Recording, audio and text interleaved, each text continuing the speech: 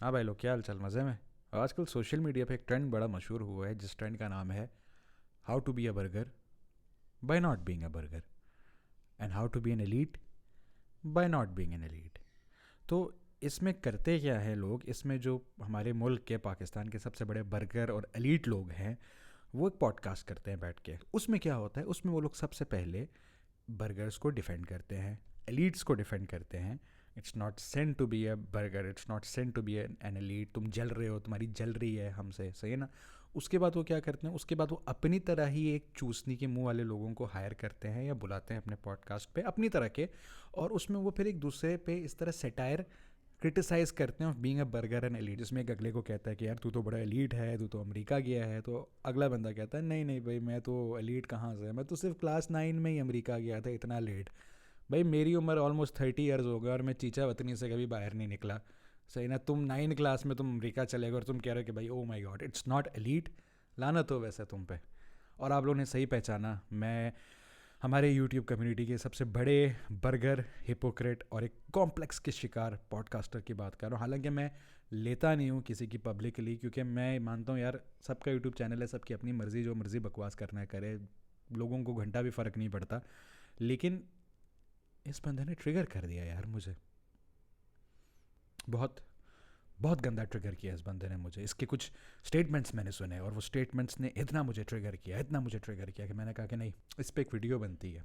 इस बंदे पे, इस हिपोक्रेट इंसान पे, इस कॉम्प्लेक्स से मतलब फुल ऑफ कॉम्प्लेक्स इंसान पे एक वीडियो ज़रूर बनती है, ताकि इसकी हिपोक्रेसी को सबके सामने लाया जाए। तो भाई इसकी मैंने एक वीडियो देखी जिसने मुझे इतना ट्रिगर कर दिया, और वो वीडियो क्लिप थी ये।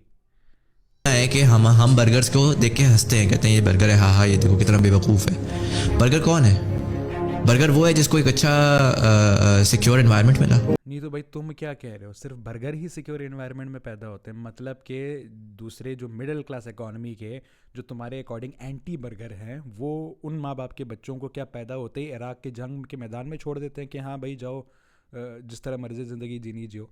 हर कोई सिक्योर इन्वायरमेंट में, सेफ इन्वायरमेंट में ही अपने बच्चों की अपब्रिंगिंग करता है। कोई अपने बच्चों को पैदा होते ही सीरिया इराक जाके नहीं छोड़ देता, ठीक है ना। It's not a definition of being a burger. पहले अकल के अंदर पहले जाके बर्गर की डेफिनेशन को सही समझ लो कि व्हाट इज़ अ बर्गर। उसके बाद फिर ये बंदा कहता है ये।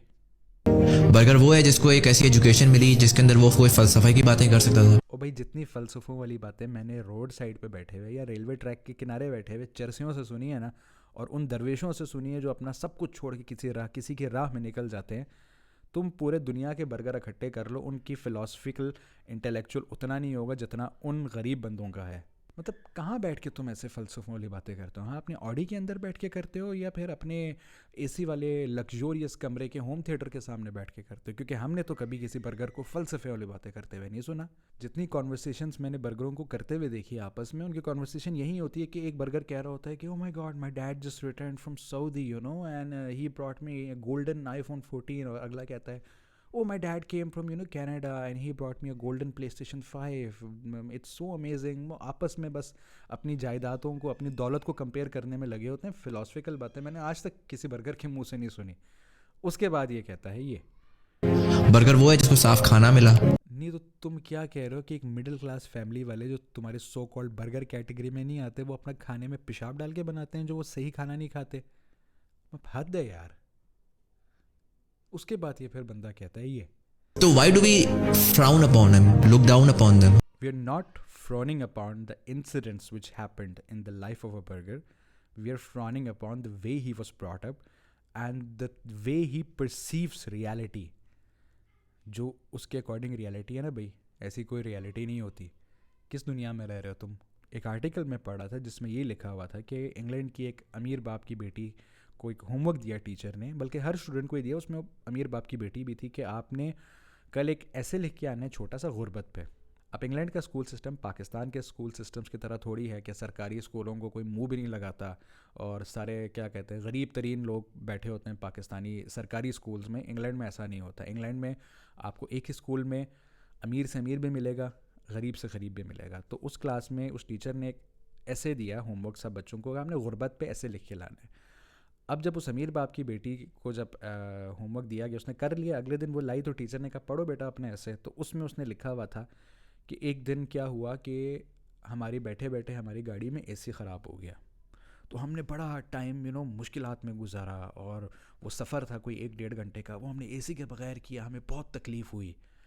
मतलब उसके लिए गुर्बत ये थी उसके लिए गुर्बत। और उसने कहा कि एक दिन ये भी हुआ कि हमारी गाड़ी ऑल टुगेदर ख़राब हो गई, तो मुझे सबवे में ट्रैवल करना पड़ा। मतलब उसके लिए ये गुर्बत थी, सबवे में ट्रैवल करना, जहाँ पे मेजॉरिटी यूके की कोई 80-90% आवाम जो है सबवे में ट्रैवल करती है, वो उसके लिए गुर्बत थी। मतलब उसने गुर्बत देखी ही नहीं थी क्या होती है, उसे रियलिटी पता ही नहीं थी। उसे ये भी नहीं पता कि भाई इंग्लैंड में लोग सबवे तक अफोर्ड नहीं कर सकते, ऐसे तबके भी रहते हैं जो इतना चलते हैं कि उनके जूते फट जाते हैं, सब कुछ भारत हालत ख़राब हो जाती है उनकी। ऐसा तबका भी रहता है, इसको उसे पता ही नहीं था, रियलिटी उसे पता ही नहीं थी कि भाई गुर्बत है क्या चीज़।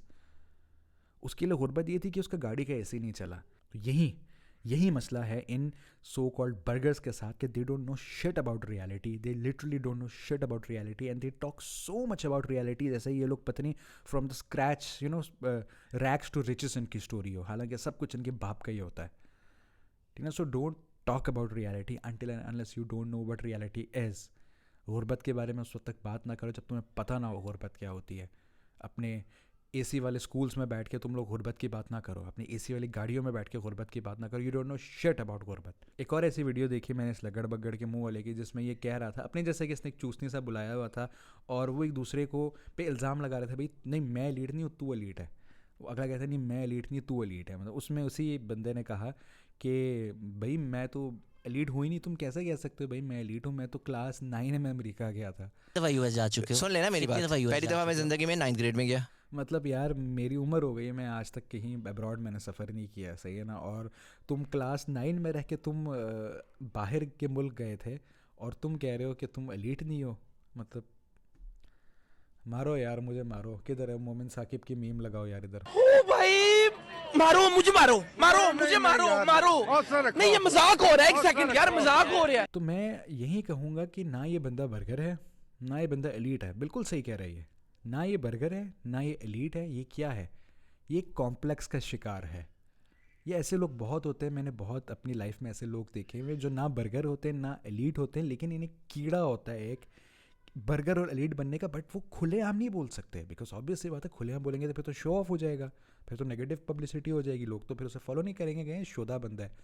तो ये क्या करते हैं, ये एक थर्ड इनडायरेक्ट वे से अपने आप को बर्गर भी दिखाते हैं, सो कॉल्ड एलीट भी दिखाते हैं, लेकिन होते कुछ भी नहीं। इनको बस यही आग लगी होती है इनके सीनों के अंदर कि ये क्लास स्कूल माशरे में सबको दिखाना है कि भाई मेरे पास सब कुछ है, लेकिन इकरार नहीं करना उस चीज़ का। ठीक है ना। टेंशन इन्हें होती है, इनका दोस्त को अच्छा फ़ोन लेने टेंशन होती है, भाई हमारे पास ऐसा फ़ोन क्यों नहीं है। इनका दोस्त अब्रॉड जाता है फैमिली के साथ ट्रिप पे, तब भी इन्हें आग लगती है, भाई हम क्यों नहीं गए, हमें भी जाना चाहिए। तो ये बंदा जो है ये कॉम्प्लेक्स का शिकार है, ये फोमो का बहुत बड़ा शिकार है, and I think he needs help. क्योंकि ये वाकई में मजाक नहीं, वाकई में this is a psychological disorder जिसमें लोगों को इतना फोमो कॉम्प्लेक्स हो जाता है, इतना फोमो कॉम्प्लेक्स हो जाता है। फोमो कॉम्प्लेक्स क्या है? It is fear of missing out, जो इसमें फुल भरा हुआ है कि यार बस मेरे पास सब कुछ हो, जो अगले बंदे के पास है वो सब कुछ मेरे पास हो, लेकिन मैं इकरार ना करूं, मैं किसी को दिखाऊं ना, लोग खुद ब खुद आके देखें।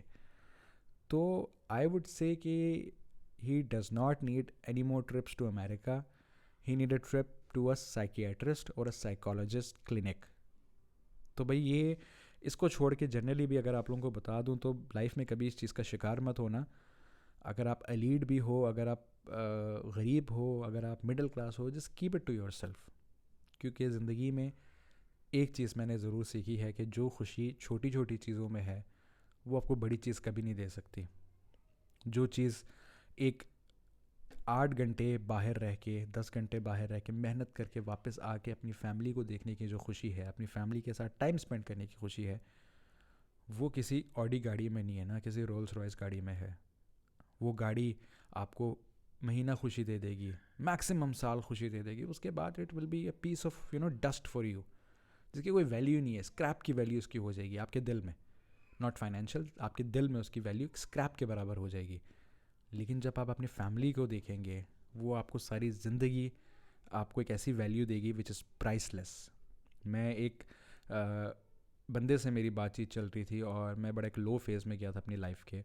तो उस बंदे ने मुझे कहा कि यार व्हाट आर योर स्ट्रेंथ्स। तो मैं तो चुप हो गया उसी वक्त में। मैंने कहा भाई क्या फ़ोटो बना लेता हूँ, वीडियो बना लेता हूँ, बस इससे ज़्यादा क्या मेरी स्ट्रेंथ है, और तो मेरी कोई स्ट्रेंथ ही नहीं है। उसने मुझे चुप कर दिया। But he said some words after that जिसने मेरी दुनिया हिला दी। उसने मुझे कहा your family is your strength. मतलब क्या डीप बात कर दी यार उसने, लिटरली। कहते हैं ना कि किसी को ज़िंदगी चेंज करने के लिए किसी की कभी ज़िंदगी भर के दर्स लग जाते हैं, कभी एक जुमला ही उसकी ज़िंदगी चेंज कर देता है, और उस जुमले ने मेरी ज़िंदगी चेंज कर दी। क्योंकि बहुत ज़्यादा लोगों को फैमिली की इम्पोर्टेंस नहीं पता। तो बहरहाल वो हमारा टॉपिक नहीं था, टॉपिक था हमारा इन बर्गरों के ऊपर और इन लोगों के ऊपर जो कि कॉम्प्लेक्स का और फोमो का शिकार है। भाई आप अमेरिका और ना जाओ, आप हॉस्पिटल जाओ, क्लिनिक जाओ, साइकोलॉजिस्ट के पास जाओ, कोई बात नहीं, कोई बुरी बात नहीं है। मैं भी जाता हूँ साइकेट्रिस्ट साइकोलॉजिस्ट के पास, it's not a bad thing, ठीक है ना। तो उधर जाओ, उधर जाके अपना चेकअप कराओ, आपको कॉम्प्लेक्स है, ठीक है ना। This is a complex and I have seen it in people. और ये उन लोगों को ज़्यादातर होता है जिन्हें फोमो होता है, जिन्हें ये होता है कि भाई मेरे पास सब कुछ हो, मेरे पास हर चीज़ हो, लेकिन मैं अपने आप को एलीट ना कहूँ, लोग मुझे इनडायरेक्टली कहें, क्योंकि मैं कहूँगा तो ऑब्वियसली बात है शो ऑफ हो जाएगा। तो that was it bye for today. Take care. Video अच्छी लगे लाइक कर देना, फर्स्ट टाइम है तो सब्सक्राइब कर देना। ये वीडियो शॉर्ट हुई भी मेरे यूट्यूब इंस्टाग्राम पर भी आएगी, टिकटॉक पर भी इसके शॉर्ट्स आएंगे, तो उधर भी मुझे फॉलो या सब्सक्राइब कर देना। अल्लाह हाफिज़।